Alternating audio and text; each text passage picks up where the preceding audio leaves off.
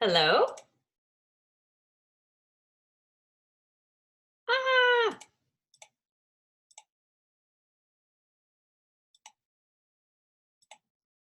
hello. Hello, hello. Let me unmute you. Okay. Boo-boo. Let's Hi. see. Unmute all. There we go.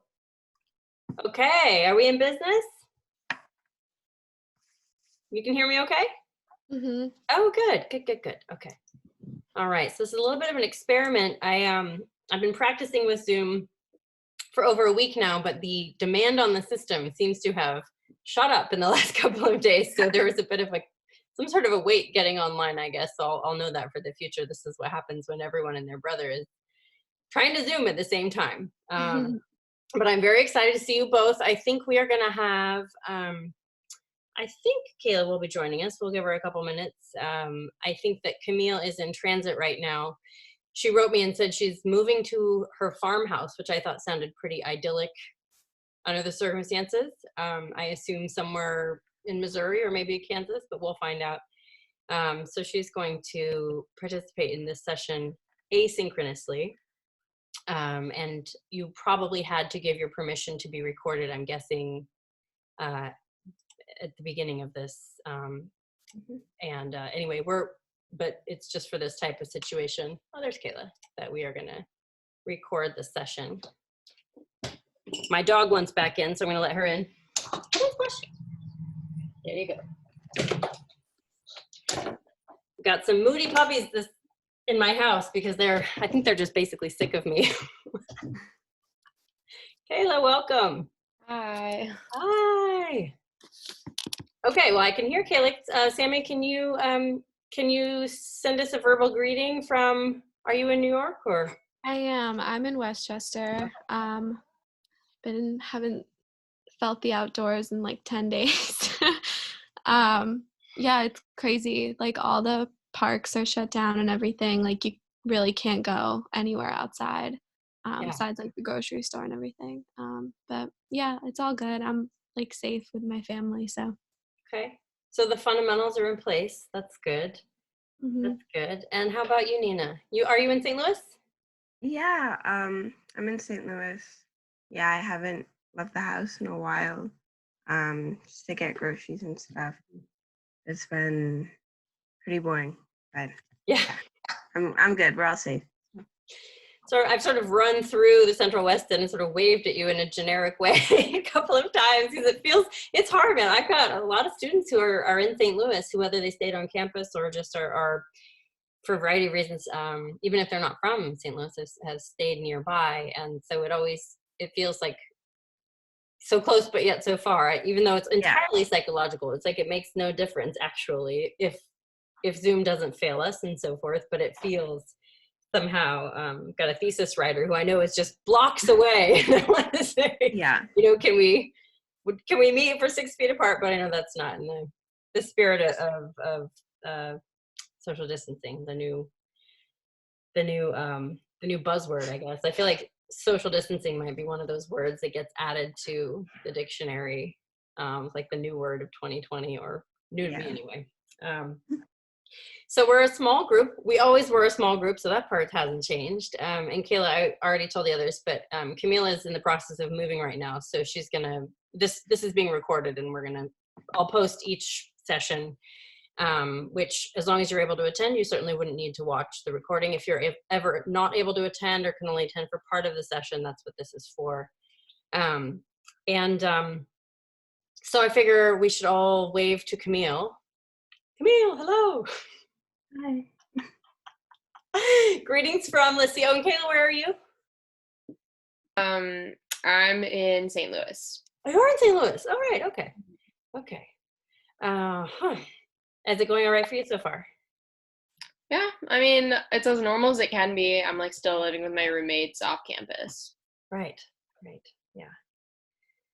Yes, oh man, I move in and out of, I was telling someone that yesterday, like entire minutes will pass when I forget what's happening, and then I sort of get, sort of thrust back into some moment, whether it's a feeling of I haven't had panic yet, but say sort of fearfulness or generally just feeling just really low mood. It's been, we've been busy enough, I'll say this. We've been very busy with trying to adapt our classes and learn new technologies, and also try to absorb the students who've all been recalled from study abroad and for other reasons are maybe shaking up their schedules. So that's the part that's actually having work, I find, is helping me to kind of keep myself level. But I appreciate that this is probably far more disruptive for students than for faculty on the whole, I expect. I've been thinking about that a lot.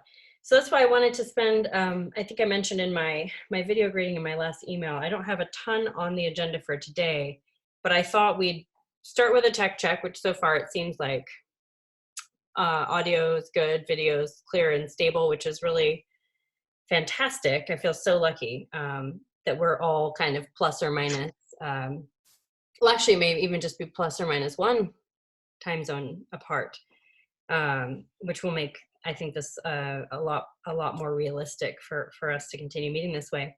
But I wanted to go over a couple of technological points using Zoom. And if you've been already using Zoom for your other classes, maybe you've discovered some things that are helpful, and by all means, share early and often if you know how to do something that I haven't even thought of, perhaps, or am doing incorrectly. So we'll do the tech check, then we'll do a little bit of more of a kind of a check-in, mood check, how's it going? Then we will do a little bit of news, kind of like we had been doing before we broke for break. And then I'll talk to you a little bit about updates to the syllabus, updated course guidelines and expectations, so on and so forth. But of course, first things first is making sure that we're all able to communicate. Now, I think with this size of group, this is not going to be an issue, but one trick that I learned that I think is helpful has to do with muting and unmuting oneself. So again, I don't think even when we're all together in brick and mortar fashion, we are not exactly piling on and talking over one another. But just to make sure we know how to do this, I'm going to go ahead and mute everybody. I guess I should say, except for me. As the host, I have a different set of options available.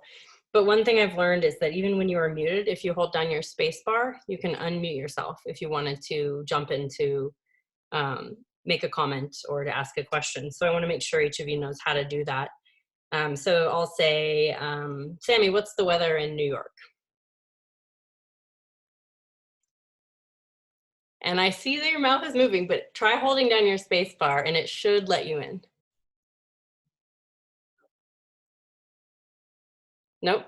Okay. Let's see. Let me try with Nina and we'll see. If I think that works. Does that work? Good. You got it.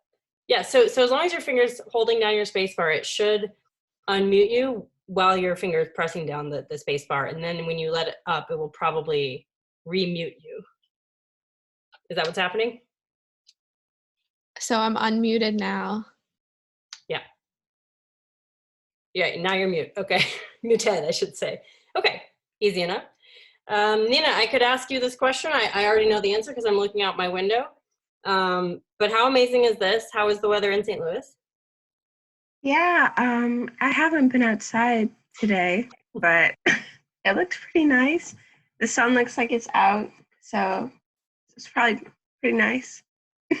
I highly recommend that you take a few minutes to go outside because it has been just awful, just so rainy. I feel like the city, and I mean, this is good for social distancing, for sort of naturally, if we can say naturally, discouraging people from congregating. But I was thinking about the situation in New York where or in Paris even a couple of weeks ago, where when it's gorgeous on a Sunday afternoon, how hard it's proven to be to get people to stay apart from one another. Or even indoors. So I think St. Louis has actually had an advantage in that sense of like perhaps normalizing for a better part of a week through just this ridiculously wet weather I've never seen. This is like Oregon. It's like my home type of weather. So in any event, okay. But the point was, you know how to unmute yourself. So Kayla, I guess I should ask you a different question since you're also in St. Louis. what is the weather in, you're from Florida, right? Do you know what's going on? Yeah. It's really nice there, the usual, which is nice. At least my family gets to like hang out in the backyard, even though they, some outside time. Are you from, remind me which city or which area you're from in Florida? I'm from Miami. Oh, Miami. Okay. So I was thinking about, do you know how the distancing efforts are going there or? Yeah, it's definitely worse off than St. Louis in terms of like all the parks are closed and like all of like bars, restaurants, like everything's a lot more strict there because I think it's a little worse off in terms of the number of cases. Yeah. Yeah. Oh, I'm largely disconnected from social media. And this is one of those times when I'm toying with the idea of going back into what I consider the rabbit hole of that entire existence. But I do hear from my other students that this would have been one of the spring break probably hotspots, or at least Florida would, right? And how challenging that has been. Yeah, they had to like close all of the hotels on South Beach because like people were refusing not to like go to the beach.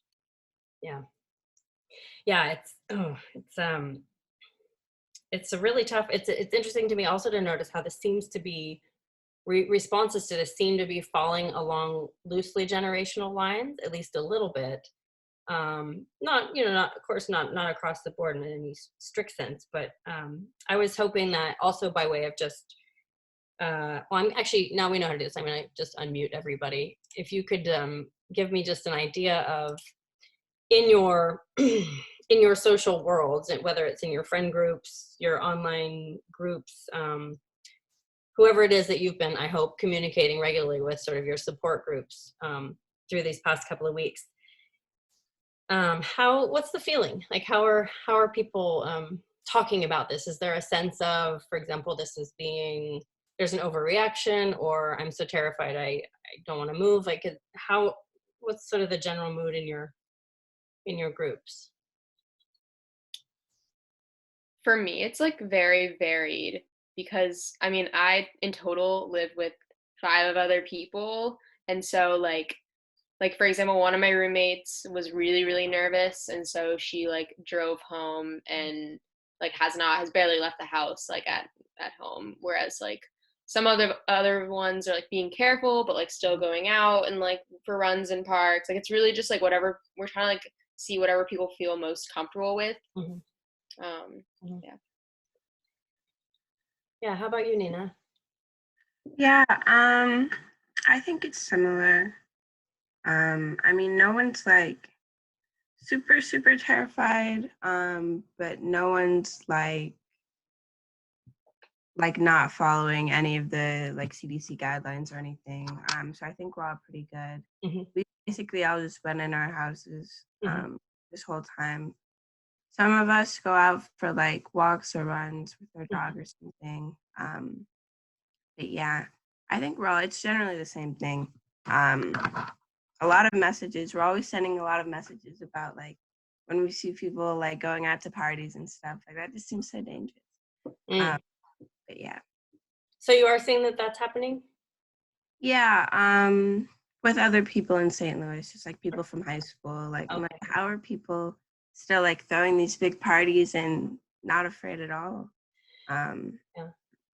Yeah. Well, I know that our Lyda Cruzan, our mayor, did issue the 30-day stay at home. I think is actually what they called it. She didn't call it a mandatory self quarantine or so on and so forth. But I don't know what the mandate in the mandatory exactly means. I think it means that you might be stopped by a police officer or something if you are congregating in large groups in public. But I haven't actually followed up on what that means. On KSDK, someone asked and they were like, yeah, you could be stopped by an officer and like charged or something if you're really not following it or something. Yeah. Well, hopefully that doesn't happen too much. Also, now that what was it, Monday night when they officially closed all of the bars and restaurants, so without nearly as many places to go. Forest Park is still open. The parks are still open. And you said, Sammy, where you are, the parks are not open at this point. Is that right? No, they opened like a new testing center, like pretty near in my town, like kind Yeah. of nearby my house, like a couple days ago, like around a week ago. And a lot of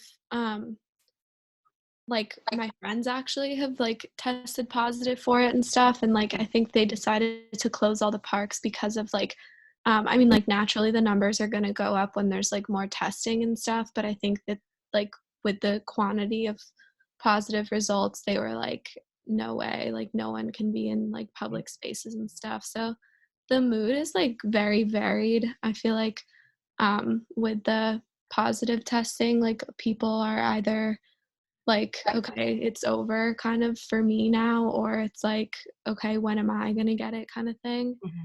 Um, but like I'm not leaving my house, so hopefully it's like the best thing to do and other people like follow the same thing. But yeah, people are like really mixed about it depending on like their personal situations and Yeah. stuff. Yeah. Yeah, absolutely. And how far are you from New Rochelle? Are you sort of a short 5 train ride? minutes. Oh, I'm the bordering town.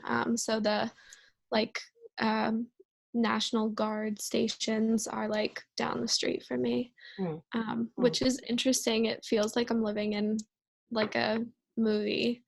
Um, Like some sort of martial law light or something like that. yeah, it's just crazy. And like people who are on in that side of New Rochelle, like there's like physical borders like around. It's just like really weird. Mhm. Yeah, I'm particularly curious about what things look like there. I've got a where does my cousin live? Right. She said she's bordering New Rochelle as well, but I think it's not Westchester. It's a different town. And was describing what that's like. Of course, I'm just so grateful that I don't have small children that I have. Like, I just have to keep my dogs sorted. But the incredible friends of mine in New York City in particular who are working full time, one is an executive at Sony who has a 2-year-old and a 4-year-old in an 800 square foot apartment, where they can't go anywhere. And it's just, I mean, we'll get through this, but I think everybody's circumstances are different. And that's part of why, just one thing I wanted to emphasize in by way of checking in with each of you, that I'm really glad that we all seem to have more or less like a stable arrangement for now. And I hope it stays that way. And if for any reason it doesn't, as long as you in some way can communicate with me, we'll find a way to make sure that everybody can still learn from our class, even though some of the experiences we were going to have now have to be kind of, let's say, either time shifted or postponed or perhaps just re-envisioned, maybe to something I've been thinking about, and I'll send a more kind of thoroughly fleshed out email about this. But I was thinking, I already asked you to do a walk, right, sort of toward the beginning of the semester, walking in the weather world with the Tim Ingold essay, and I sort of accidentally did one of those walks myself yesterday, just wandering around, feeling like I had maxed out on screen time, which I hope you'll all be very mindful of. Maybe you already spend, 6 hours a day looking at a screen, but it's a different kind of fatigue that I've been feeling from all of these trainings. And so, but I can only go running so many times a day. So then, and my dogs are actually sick of me and actually don't even want to go out anymore. So then what? So I was thinking, oh, what if I did just kind of a walk? What if I just went for a walk? And I know that it can't be an errand. It can't be purposeful in the sense of I'm not going to get anything because everything is closed. And it was actually I was amazed at once I realized that I was doing this. I had been so just so intensely focused on this situation and trying to adapt to it and so forth. I noticed so much more. I noticed an entire greenway, an entire sort of bicycle path, a chunk of the integrated greenway system they have throughout the city that I just had never, probably walked on pieces of it 100 times, that sort of runs up to Bolivar. And I noticed, there are obviously not a lot of people out, but I found that people were generally acknowledging one another, kind of waving a little bit, or I had a very funny experience on this walk when I was just I think for the first time really feeling the severity of the restrictions on business, to walk up Del Mar maybe even half a mile and just see this shop after shop after shop was closed with a notice explaining that this is a health ordinance. And I've kind of been able to avoid commerce, I guess you could say, or sort of these kinds of outings until yesterday. And but I did have a couple of people, I must have just had that look of kind of walking without purpose, and I had a couple of people say, "Are you okay? Can I help you find something?" And so I really, it was good for you though. I'm glad that I did that, and I think that maybe it would be good for us to try and do one more of these kinds of walks in the next week, especially when there's really not that much else you can do. So I'll send out some suggestions for this, but also because you're likely to notice things about the built environment just that you just would not otherwise. Do you happen to have your field journals, or did those get locked up somewhere? Or are you, I guess you were off campus, Kayla, so I'm thinking more about, you have it? Okay. I have mine. You do? Okay. Nina, were you able to get your things? Yeah. Oh, good. I was very worried when I saw, I hope, I have no control over the housing stuff, but I just wanted to check in with you about that. All right. So I'll cook up a specific walking exercise that I think will help us to do, again, a little bit of that time shifting, because I do not expect that we will be having entire 3-hour class sessions on Zoom. I think that's just asking a little bit too much. But when I think about how to restructure things, to some extent, we're going to have to play it by ear. I mean, of course, the readings are still electronic, and one thing that I've done just as a modification, I don't want you to worry about, there's a whole lot of material on the syllabus that we're just going to have to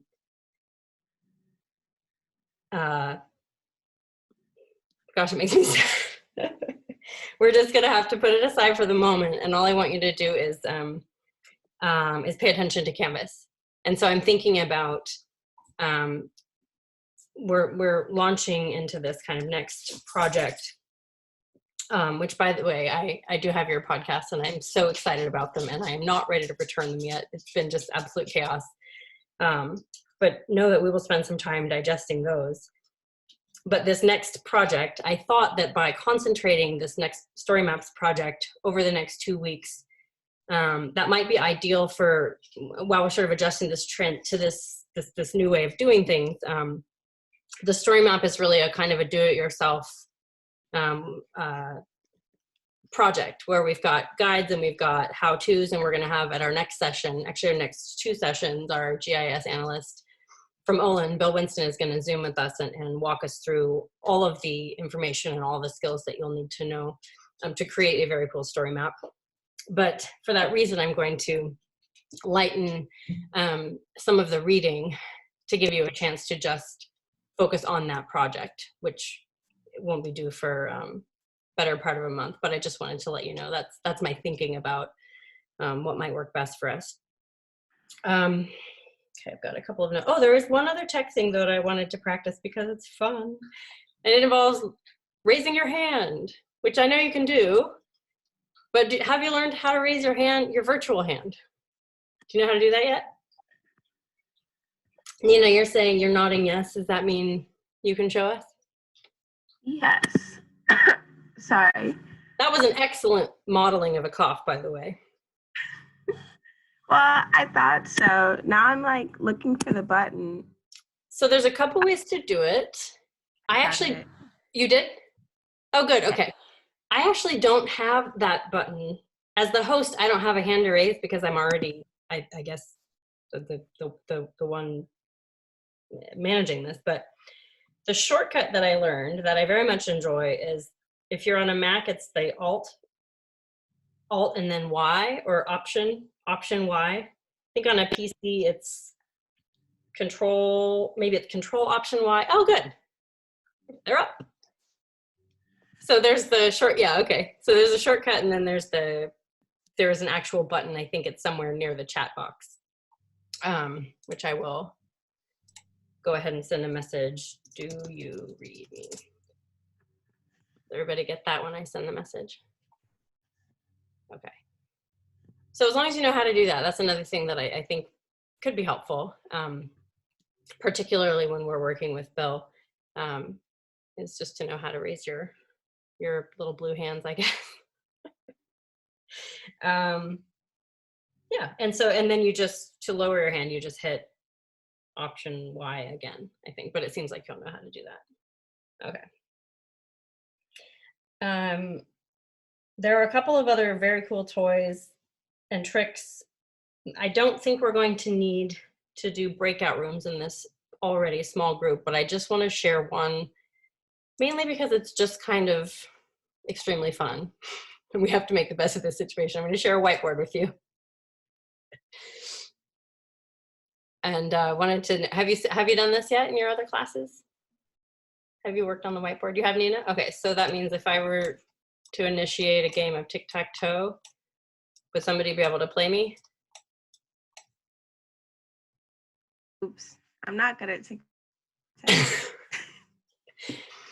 How do you do it?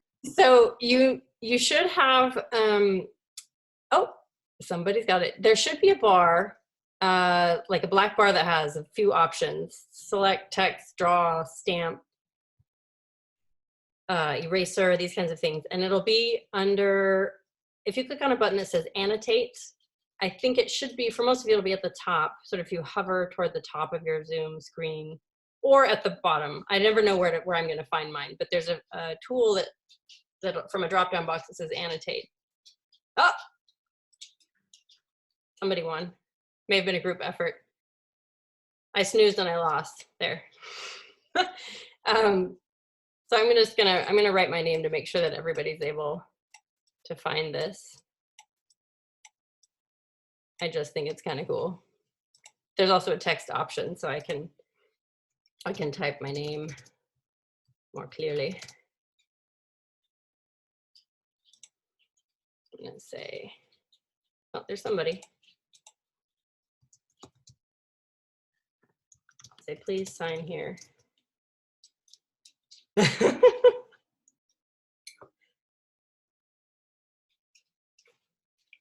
I think you, oh, good. Okay. Now it's official. Okay. And let's see. I'm going to erase, I guess I'm going to erase the game, and then I'm going to initiate a stamp. And this is my, I guess this is my happy face. Sammy, are you able to draw a frowny face?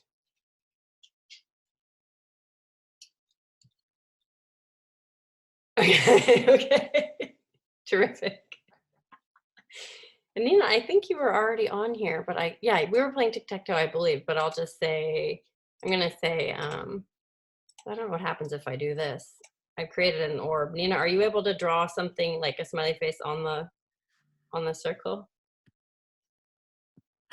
Oh, so, oh my goodness. Okay, so I don't even know exactly how we might use this. We might not, or we might just honestly just do some art therapy for a few minutes. But I do like that on the far right of this toolbar, there's a save button, and if you click on that, it'll basically take a screenshot of whatever you've got on the whiteboard, and save it to your device. So perhaps it's okay if we don't know exactly what to do with this, but just so you know it's there. I'm going to stop the share, and now we're going to practice one thing I will be doing regularly, which is sharing a web page or sharing something from my computer. It could be a Word document, a PDF, and actually all the features that we just practiced of drawing. There's pointers. You can highlight things. You can do all of that on other, I'll say, surfaces as well. So I'm going to share with you my desktop. And hopefully what you will see will be the various pages that I have open. I think this is actually the one I want. Now if I leave, oh dear, where did my Canvas page go? I'm gonna take us back to our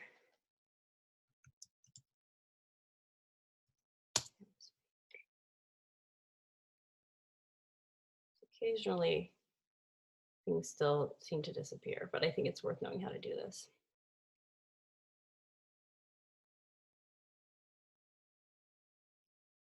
Okay, starting over.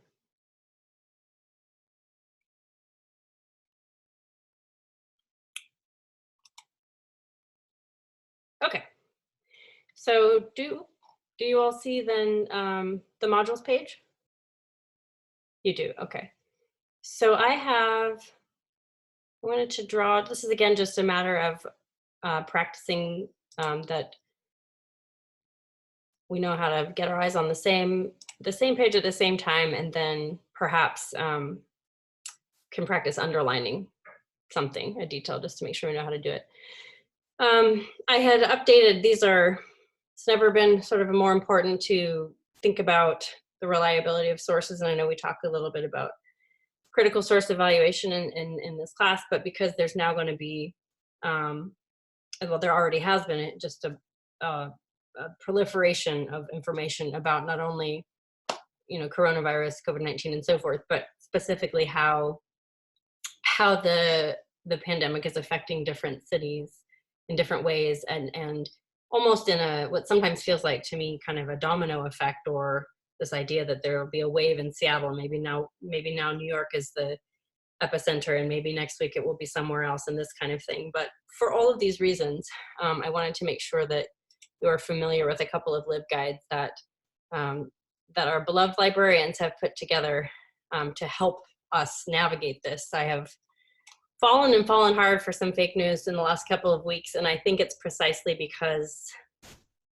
where's one point? This is maybe a good chance to practice your editing skills. If you want to get out your annotate bar and underline something from this learning to spot fake news, more ways to recognize it, that seems relevant to your own experience as a news consumer. I'm going to say this might be what has happened to me a couple of times.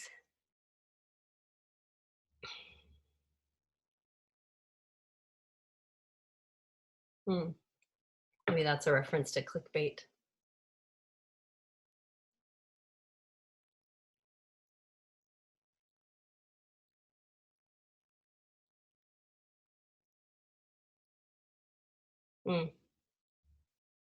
Yeah.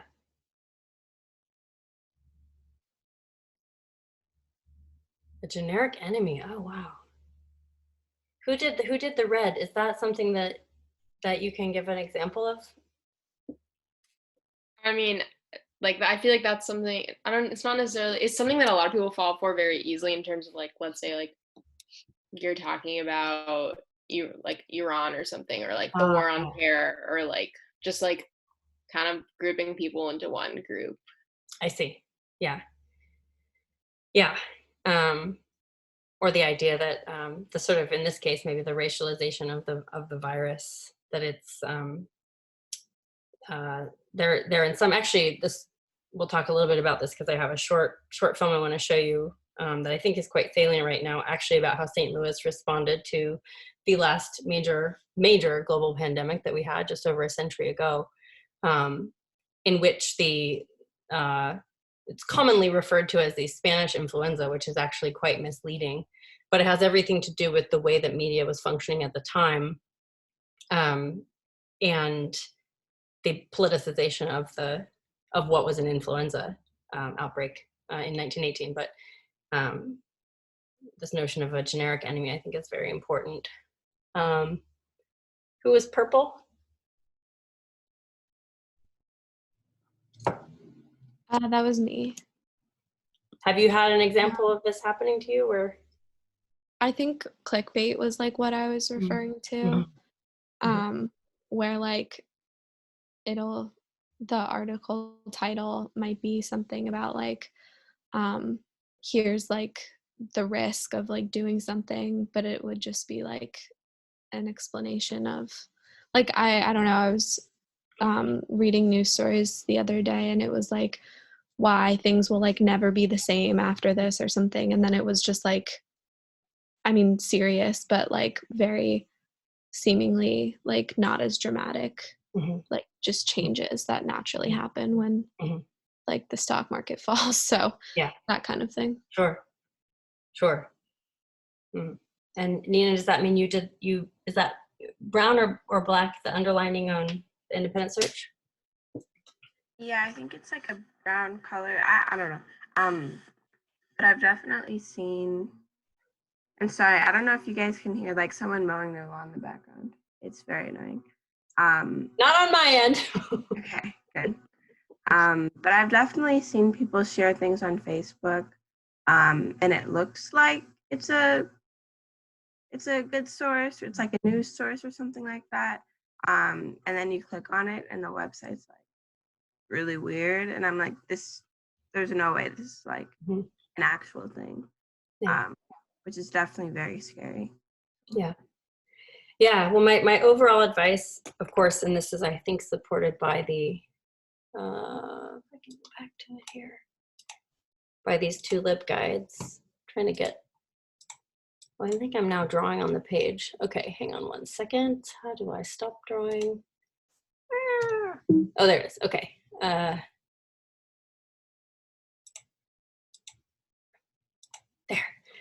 Well, check out this next resource. So this is one thing I haven't figured out is what happens when I change pages and the drawings are still up. So this might, I don't know if now you're seeing a bunch of lines in the wrong place, but in any event, I wanted to recommend, when in doubt, to go to the CDC website. This is probably something that you are already doing, but I think actually having fewer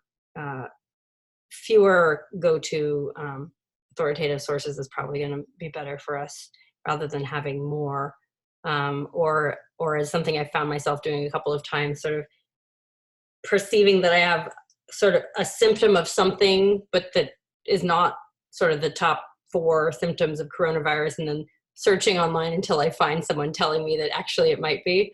Like, this is not productive. So this is why I'm confessing to having some of these I would say not so helpful internet hygiene practices around this. But yes, in general, these are going to be probably the best sources for us when trying to decide exactly what to do or not do. And I did have, I'll just share one more example of this, because I think it's a bit of very, very sad news, but I think also important because of because of the way that our thinking about who is most vulnerable to this seems to be changing a little bit, at least around the edges.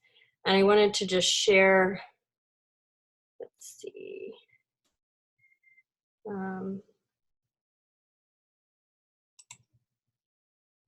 This piece of news here that just came out, I think it was yesterday. Actually, maybe I can erase, if I can erase the annotation. Oh yeah, just gonna erase these real quick. It was very, very sad to learn that there was a first death in the city of St. Louis, I believe as of yesterday, was actually just 31-year-old woman who it seems didn't have any pre-existing conditions. And so this is, of course, incredibly sad for many different reasons. Something that I was thinking about, though, as I try to work out what it means to try to be helpful or to be responsible in this time, and to consider that maybe doing nothing, right, staying home and doing nothing might actually be the most helpful thing that we can do, and how hard it is for me. And I assume I'm mentioning this because I assume it is for you as well, as you know, we're individuals who know how to work hard, who want to be useful, who want to be connected and engaged. And so last Monday, I was kind of having a feeling of, I wanted to help, I didn't know how to help. And so I went to donate blood in the Central West End in Lindell at the Red Cross. And actually, maybe I will annotate this again. Here we go. So when I read this last night and saw that, oh my goodness, I was just there, and then learned that in fact there are now a number of other employees who are self-quarantined because of being positive or suspected positive. My sort of alarm bells started going off, like, did I expose somebody to this, or was I exposed to this, and not really knowing how to feel about it. But I think what I was told to do, I called the hotline here to try to get some advice, and this general advice of self-quarantining for 14 days, which is, I believe, what advice is being given to New Yorkers. Sammy, you can tell me if this is ringing a bell, but I understand that anybody who was in New York, even in the last 2 weeks, is being advised to isolate themselves for the next 2 weeks. And so I was just actually given the same advice. Yeah, it's very, very sad, but I wonder if this kind of story could be helpful in getting some younger generations to perhaps feel more directly implicated in the crisis. I don't know if that's useful or not, but that's why I wanted to share this news with everybody. Okay, I'm going to stop the share. I think you're all unmuted, but somehow it feels, oh, good. I start to panic when I know when I can't hear you. I'm going to tap on the screen. You're all still there? Mm-hmm. Okay, all right. Okay. So there is just a little bit of news. Okay. So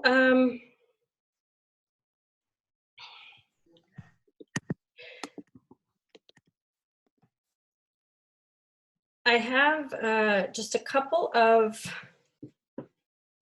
other pieces of the updated Canvas page that I wanted to go over with you, and I wanted to talk with you about.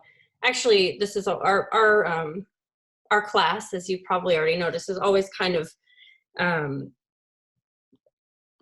interactive in the sense of I'm always asking you for feedback about what is working for you and what would work best moving forward. So I haven't unilaterally decided how things should be, but I wanted to ask you about this. My thinking is that I'd like to keep the same basic expectations around having, I'm going to get this, 8 keywords total over the course of the semester, 4 before spring break, 4 after spring break, and 6 thought nugget written responses. So you would presumably have 3 left to do. I'd like to keep that expectation in place, but I'd like to relax the time frame in which I'm asking you to write those.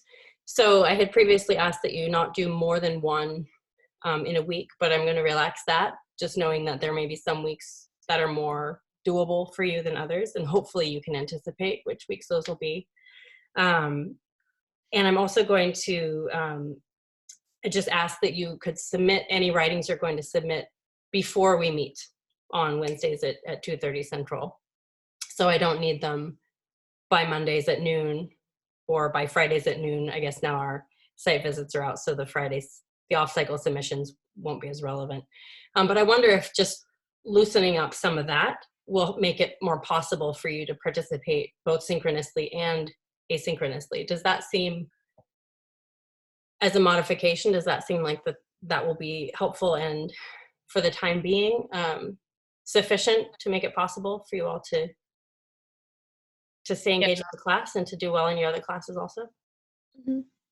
Okay. That would be helpful. That would be helpful? Okay. All right. Then I will put it in writing, and I will figure that'll work for Camille as well, who said she feels confident at the beginning next week she can participate synchronously with us. Okay. In that case,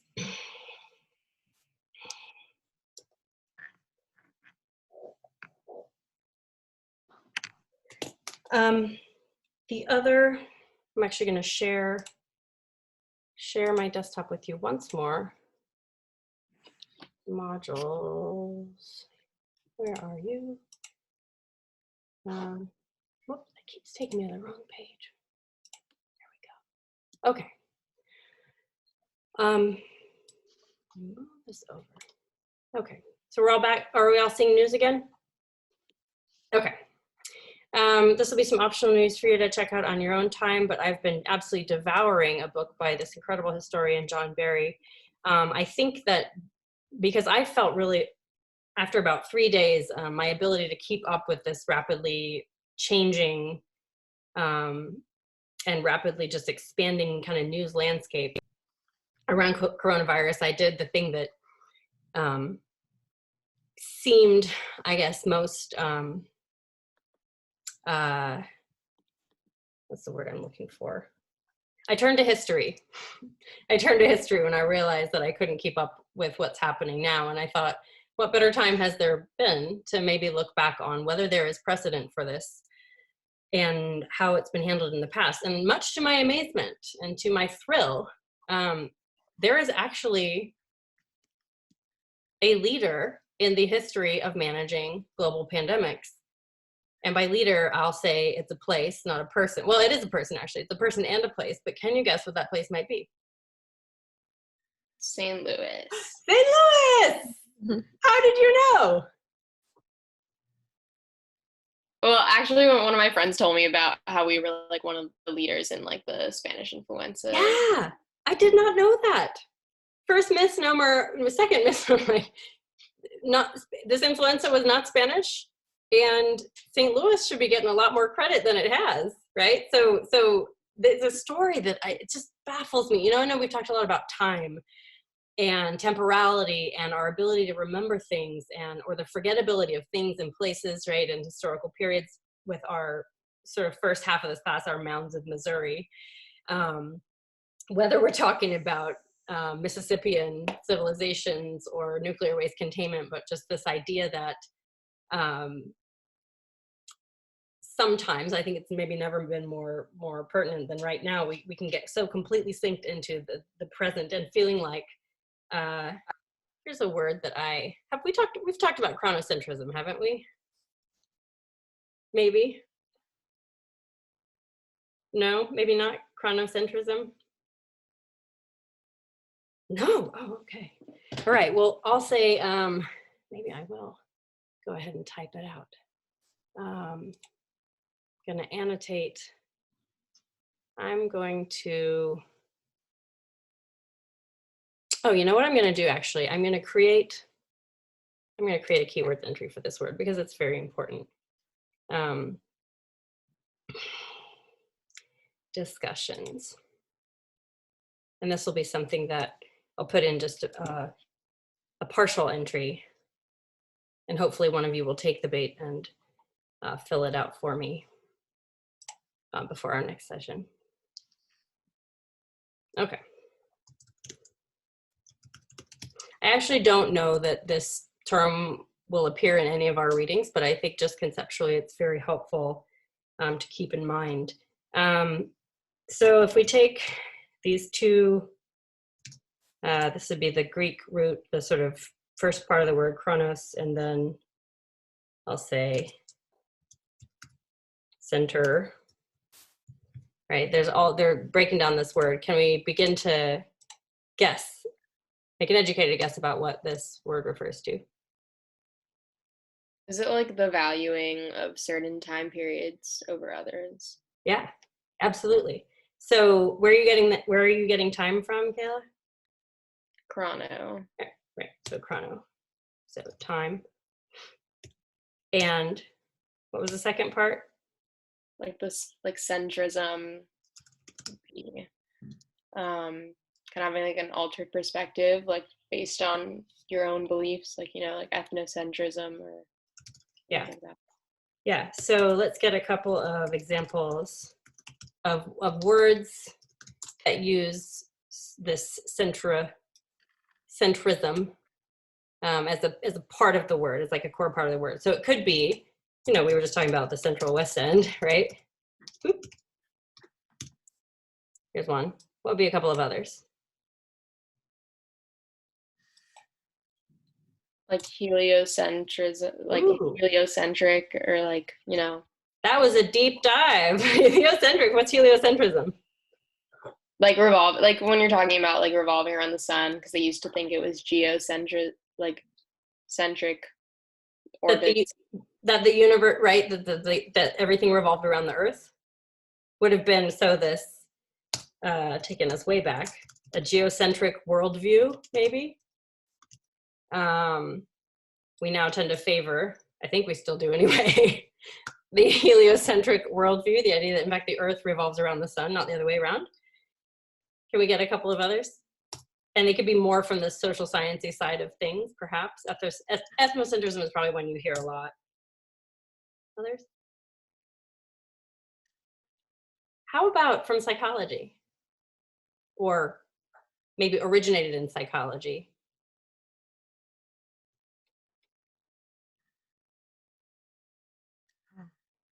Nina's got it. What is it? I mean, egocentric. Yeah. Oop. Interesting. Perhaps. See if we can get a couple more. So phrases from, probably from school, some will be from daily life. Like centrifuge. Mm-hmm. Something that scientists use, right, to in laboratories to fill in the blank. I can't finish my own sentence.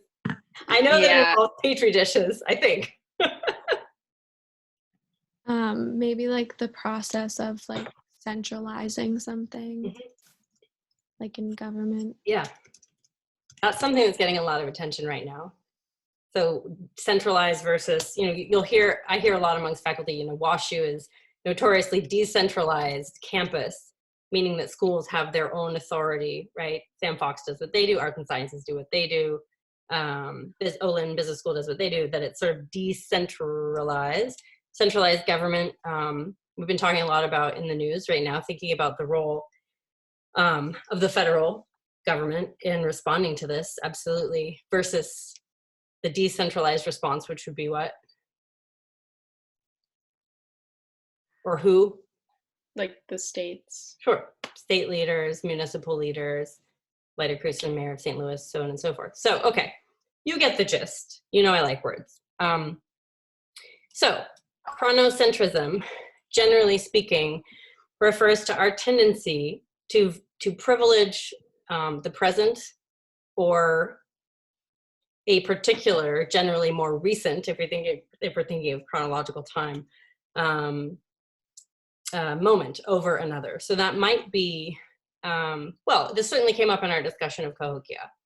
So the idea that maybe things we can't really think, if it's outside of the sort of the human time scale of, say, the life of 1 or 2 generations, when we think about just in an everyday way, the passage of time that we're able to imagine, it generally has to do with our lifetimes or our parents' lifetimes or something like that. So it can be sort of a limited viewpoint, or it can also be sort of a political or kind of a bias of a sort. So not only the idea that the present is perhaps more important than something from the past, but the maybe the idea that the present or things more recent, say if we're talking history of science, for example, are better than the past, right? Or it can also sometimes inform one's general philosophy of, well, are things in general getting better or are they getting worse? But chronocentrism is just something that I want you to be aware of as a possible feature of how you think about and process information. And one way of, perhaps, I'm gonna save this, and I guess it's published now, so that'll be available for a possible entry if you get into chronocentrism the way that I do, thinking about 100 years ago, right, or 102 years ago, I guess it would be, whether this is a long time ago or yesterday is really a matter of, I think, whether we're, well, perhaps our ability to relate to media coverage, right, or to understand something through the historical archive and records of the last major global pandemic. This is a resource that I have posted to our module for today on Canvas, and I've only just begun poking around, but I'm amazed at some of the images, so the photographic archive, but also just the incredible amount of information that is contained here. I had no idea how important St. Louis was in this story, not only of how this pandemic played out globally in terms, and also in regards to influencing the history of medicine, but also just in the United States, how St. Louis became an exemplar of public health response and one of these sort of original, not complete, but it's a relative success stories in the practice of social distancing, self-quarantine, and thinking about the role of, in this case, the city health commissioner. Max Starkloff is sort of the hero of this story often because he did something that was extremely unpopular, which is what we're all doing now, which is telling people to stay home, canceling major events, and essentially having to make that very brave and difficult decision when other major cities, the case that gets the most attention as in comparison to St. Louis is often Philadelphia, where there was a much stronger resistance to acknowledging or anticipating the influenza spread, and the death toll was much, much higher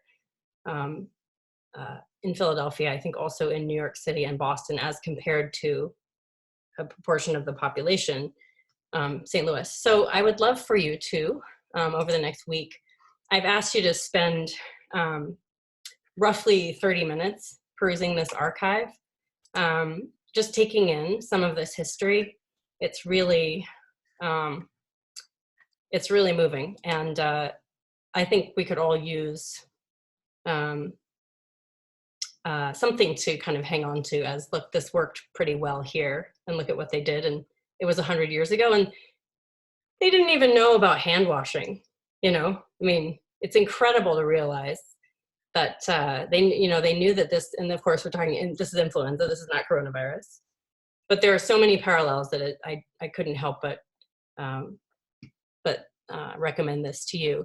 And it may be, depending on, of course, your topics for your story maps can be absolutely anything you want, but if you are curious about trying to kind of interpret and understand this current pandemic through the historical lens of how things have gone in St. Louis, past and present, this would be an excellent resource for you. You've got a lot of, if you wanted your projects, which again we'll introduce next week, but to be comparative, you could absolutely compare your hometown with St. Louis. And this, as far as the parameters for story maps, this is going to be true whether or not this situation is happening. I've had students do excellent work on story maps that involve other major cities in conversation with St. Louis.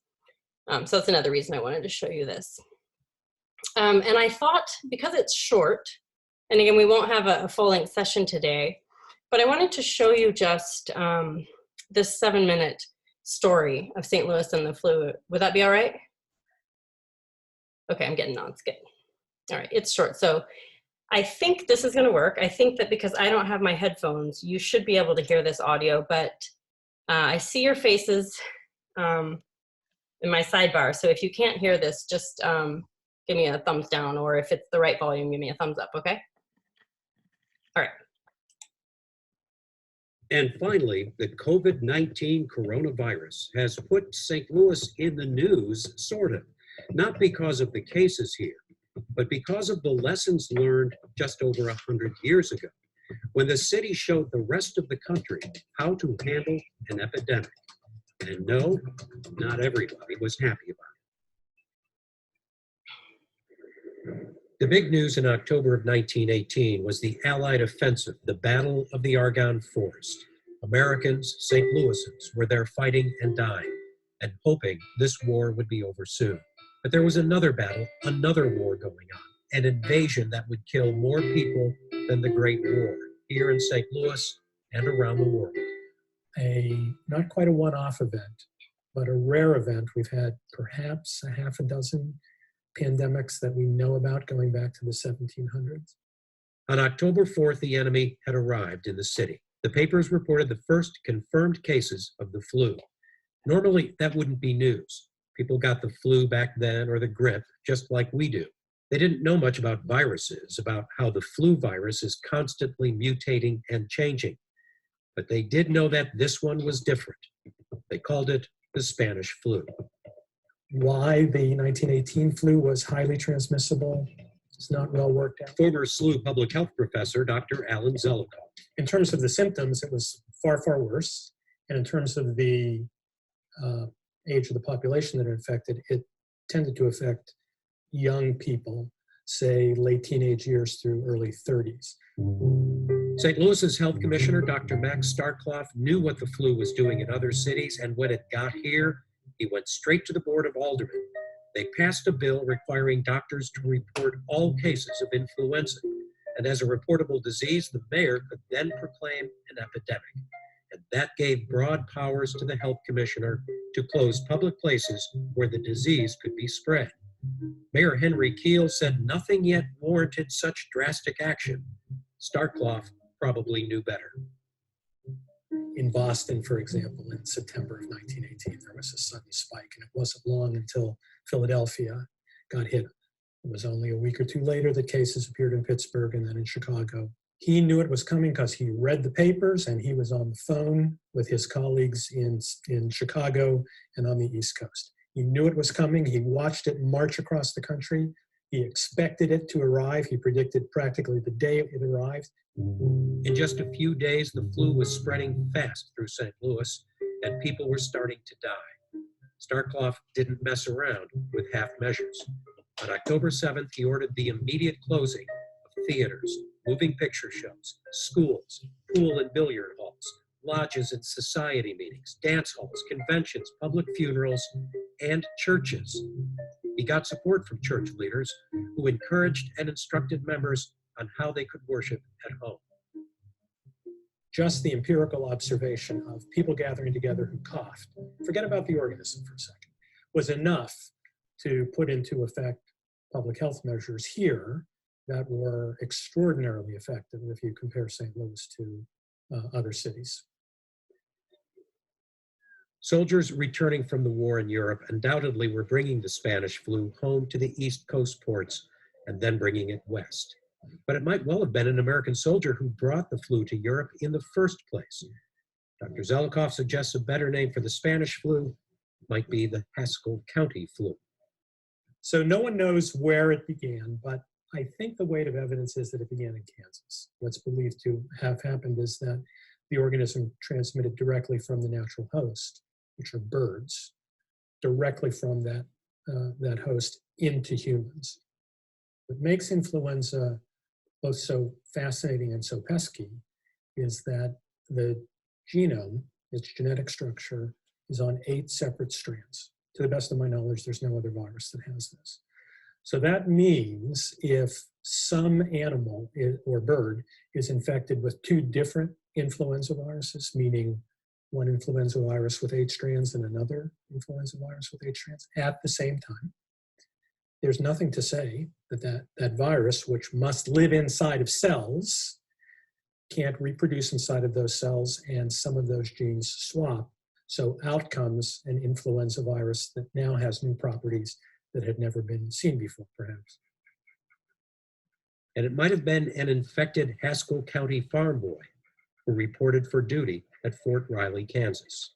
The flu was especially a problem in military posts, like Jefferson Barracks, where men were crowded together in barracks and in hospital wards. St. Louis Congressman Jacob Meeker went to Jefferson Barracks on October 9th to talk about the need for more masks for those taking care of the sick.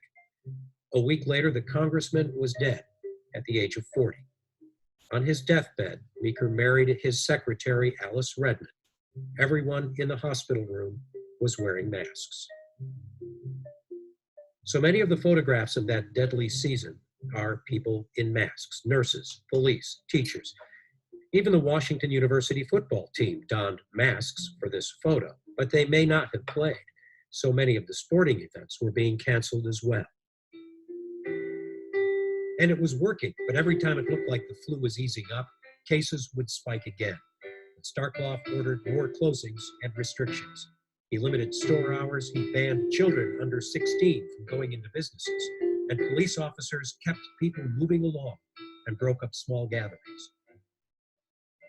In November, with the war coming to an end, Starkloff used the upcoming armistice celebration on Monday, November 11th, to create a 4-day holiday, closing all businesses. This was costing a lot of people a lot of money. The Chamber of Commerce objected, and despite the economic consequences and political pressure, Starkloff still had the backing of Mayor Keel. We recognized that this was going to be a disaster if they didn't get ahead of the epidemic curve, and they did. The flu epidemic continued the rest of the year before it ran its course. Starkloff didn't lift the closings and restrictions until December 28th of 1918. In those few months, the Spanish flu took the lives of 1,700 St. Louisans. But without Starkloff's quick and determined actions, it could easily have been twice that many. I think because he was just phenomenally convincing, and he would not rest until he got the opportunity to enforce what he knew was the right thing to do. And it worked. It definitely worked.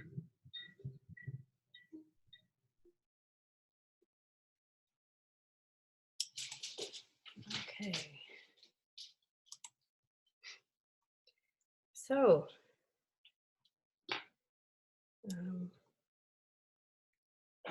memories of the Oh, pandemic gonna of stop this 1918 audio here. loom over the current global battle where against have the you gone, coronavirus. audio?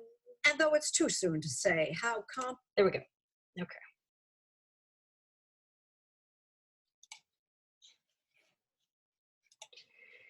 So I did some digging around just in the last week to try and come up with resources that would be useful to help us both continue thinking about St. Louis and placemaking and sense of place in St. Louis, but also that would be timely and relevant to just this incredible shift in our focus. Just, and perhaps my thinking here is that we have in many cases, probably a compromised or at least unusual set of challenges around focusing on material. And that may not be affecting, I hope it doesn't affect all of you as much as it has affected me at times, but I wondered if this might be a reasonable kind of compromise to spend a little bit of time thinking about pandemics and St. Louis. We will not spend the rest of the semester doing this, but just a week or so. I wanted to explore this a little bit, and that's why I'm wondering, even just in that short clip, that short news story, which in fact only came out a couple of days ago. I don't know, it may have been real from a previous time. There was a fair amount of scholarship that was released around 2 years ago, because it had been a century since this pandemic was so devastating.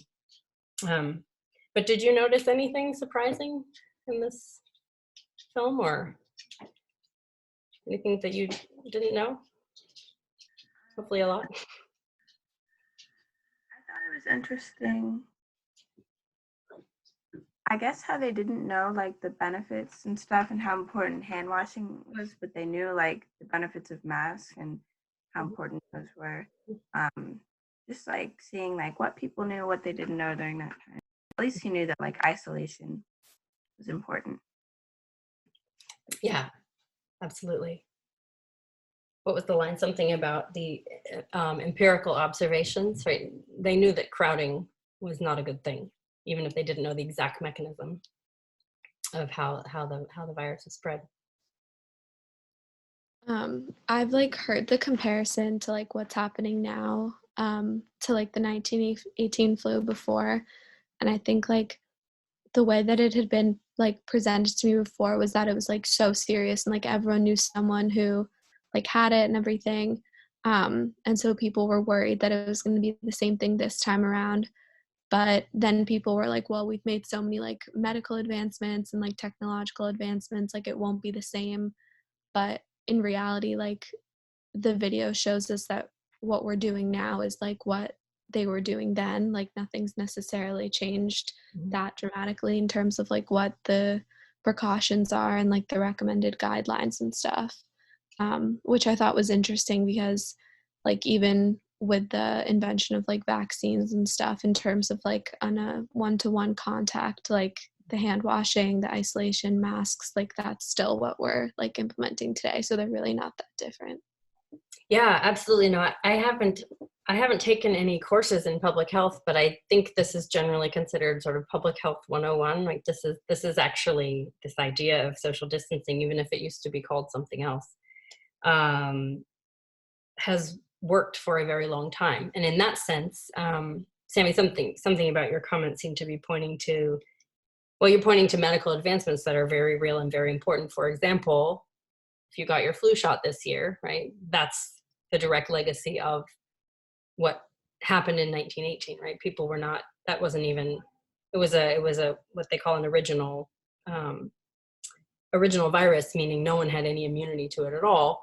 But now we know about the cycles of flu season, and every single year, right, they come up with a new vaccine. In fact, I remember when I went in, I think it was in January to get mine, and was told, oh, we're using a different one now because there's a different strain that's spreading. And so like the ability to kind of adapt, not in real time, but quickly as a public health measure is incredible. So that would, that's sort of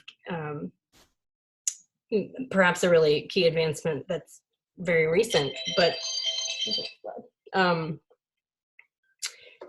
fact, yeah, go back 100 years and you can see from these images that actually a lot of it is the same approach for managing public health. Yeah.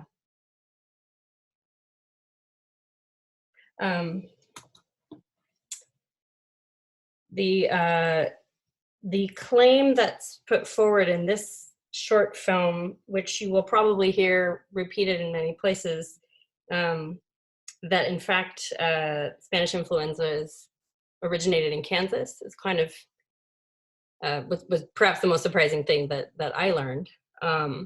It's the author of one of the more authoritative books, this historian I mentioned at the beginning of our session, is now walking back this thesis. It's something that he put out in a book he published in 2006 with a lot of data suggesting that this probably did actually originate in Kansas, spread to a barracks, spread through the soldiers who were training and who were collected throughout the country, because this was the middle of the First World War, who then, when they were shipped off to Europe, could have spread it that way. And hasn't been disproven, but it's absolutely fascinating to me to consider that we may not be actually all that far, or were not all that far when we were all in St. Louis together, but to Haskell County, Kansas.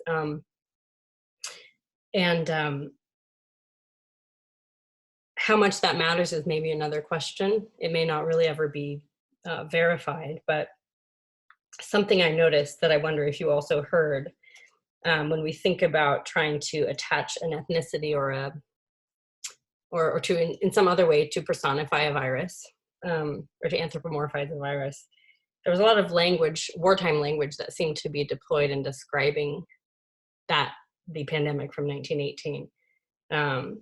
The language of the enemy, right? The invisible enemy, or the march, the enemy marching toward us, is actually a reference to the virus.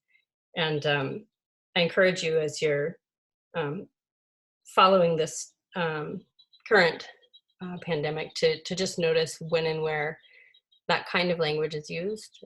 If you do spot examples of it and you want to post those to news, whether they pertain to St. Louis directly or not, I'd be grateful, because I think as social anthropologists, it's sometimes helpful for us to follow patterns of language and sort of word choice as different public officials, or as we just in our own private circles learn how to construct a narrative about what's happening.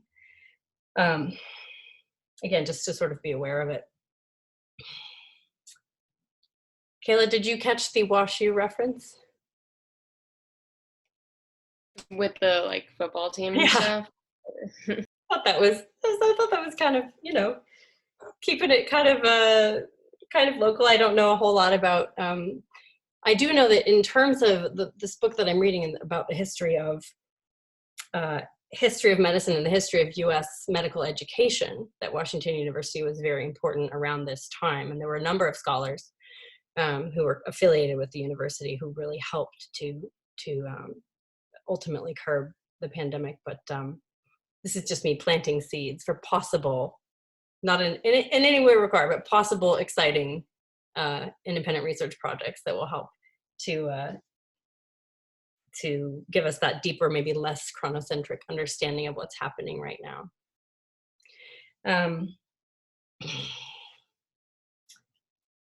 Any other responses to this short piece?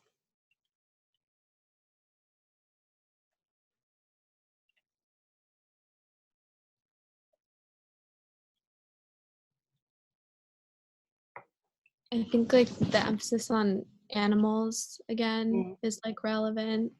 Like that doesn't really change, and the kind of like pandemic, like serious, like panic nature of it. You would think that it would like call more attention to like veganism or Sure. like different movements that kind of not just like protect animals in terms of like their treatment, but also like the way humans like consume them or just like interact with them in general. I've been thinking about that a lot as well. I'm trying to, as someone who's doesn't have any background in virology and not a very strong background in the natural sciences, just trying to understand exactly how these viruses jump. And I've been wondering about that too. Whether there are, say, official, or I don't know how to even characterize this, like what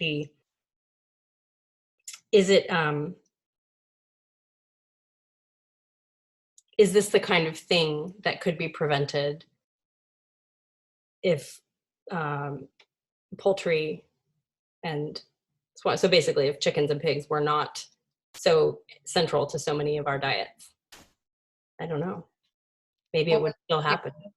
I feel like most of the contact is not just through that, but also through things like deforestation and like logging, and like that's a big part of it too. So I think like if we were gonna go in, like it would kind of go all in and like stop all of those things. Yeah. It seems like, and who knows what kind of system overhauls may happen, depending on how this all plays out. It's one of these things that we can't know now, but I could absolutely see a very interesting story map project that could explore kind of a hypothetical that could be based in both historical precedent. Say, for example, I don't want to take us too far afield from St. Louis, but since we're on the subject, looking at more recent anthropological scholarship on SARS, say from even just 2003, and thinking about, I don't know, did this have a direct impact at all on Midwest farming practices? Probably not, perhaps, but when I think it's worth spending a few minutes talking about things we don't know, or even just gaps in knowledge, because of course we can't know. We all have gaps in knowledge. You can't actually become an expert, or for your purposes, sort of a well-rounded major in any particular discipline without excluding certain other kinds of knowledge. But the thing that baffles me the most about this 1918 pandemic is that I've gone out of my way to study the history of the First World War, and I'm absolutely fascinated by it. But the ways in which the story of that pandemic has been absorbed by a larger story of the war, and you can't tell the story of one without the other, because of course the primary vectors for spreading it were soldiers into civilian populations, and then back into armies and so forth. But it just the idea that something that killed so many people who were in that sort of age range of 20 to 40 that all Americans knew someone who had died, right? The idea that it was that widespread, and it was something like 250 million people died worldwide in a year and a half, right? Just mind-boggling. And then the fact that 100 years later, we don't have to know about that is kind of incredible to me. The if you will, to be provocative, the forgettability of that. And therefore also sort of the forgettability of St. Louis's really important role in curtailing it. And I wonder if it's because, considering the case of St. Louis, and I've posted a few other readings that I'll ask you to look at before we meet again, this might have to do with where's the news in the thing that didn't happen? This question of if self-quarantine and social isolation were so effective 100 years ago, and if the death toll was comparatively quite low in St. Louis, where's the story in that? And you might notice some of the tendency to focus on negative and more disastrous, the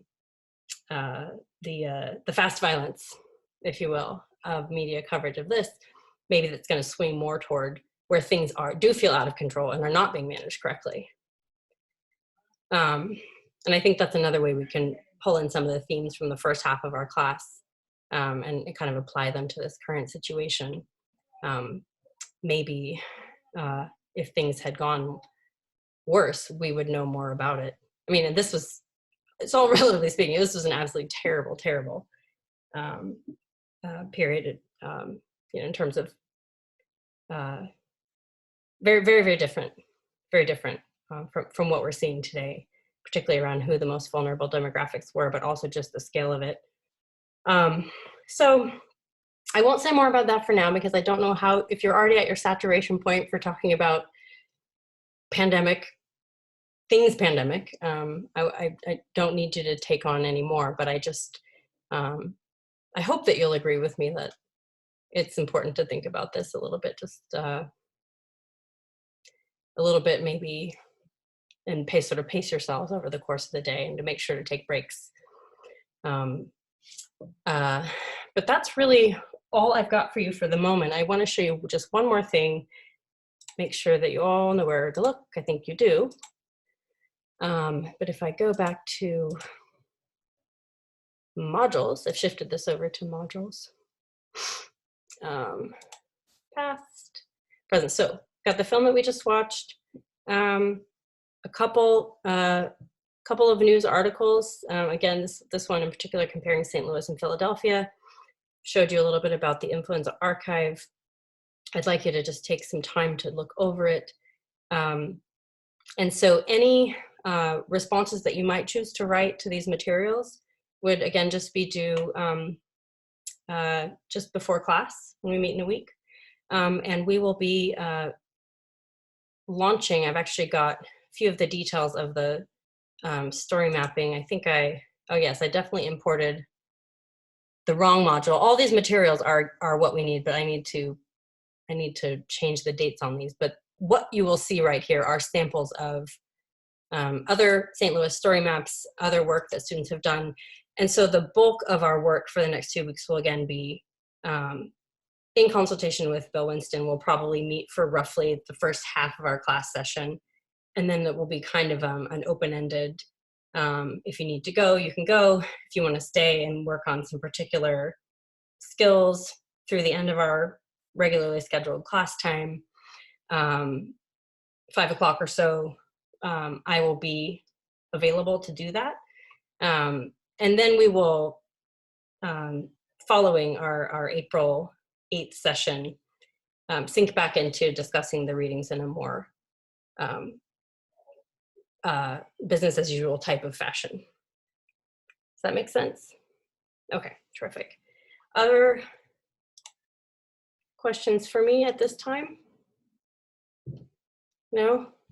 Can you unmute yourself so that I see you're shaking your head like you're all good, but I want to hear your voices again. Yeah, I'm good. Are we getting feedback on our podcast? Yes, project yes, manager? definitely before our next session. And I appreciate your patience with that. I had It's been a challenging time. I know how hard you worked on those, and I want to make sure to give them my full and best attention. That was not something I had access to as I was dealing with all the changes last week, and even putting together new courses to help us absorb students who may need a little bit of help right now. So yes, you will. They are fantastic. And I think I'm just about back in the headspace of, okay, it's going to be all right. And I hope you feel the same way. I hope your other courses are transitioning smoothly. And just let me know, whether by phone or by individual Skype or Zoom appointment. We can touch base as we go along. But just consider it an open channel of communication. And I wish that I guess I can sort of give you virtual hugs and say, hang in there.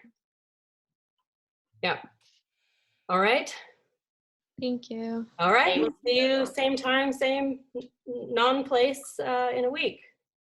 Sounds good. Ready? Yeah. Okay. Yeah. Bye. Bye. Bye.